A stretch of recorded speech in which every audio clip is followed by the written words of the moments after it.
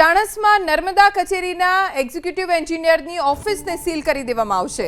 કડી principal senior civil કોર્ટના જજના હુકમથી કાર્યવાહી થશે। કચેરીનો સામાન એક રૂમમાં રાખીને સીલ મારવામાં આવશે।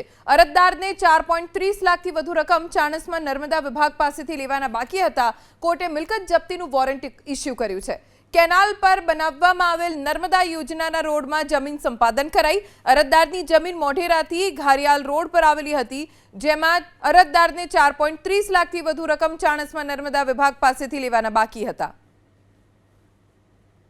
આની જે એવોર્ડની કિંમત હતી એમાં બજાર કિંમત કરતાં ઘણી ઓછી હોવાના કારણે આ અરજદારોએ કડી કોર્ટની અંદર બજાર વેલ્યુ પ્રમાણેની ભાવ લેવા માટે કેસો દાખલ કરેલા, જે LAR નંબર 1715 થી 2615 સુધીના હતા।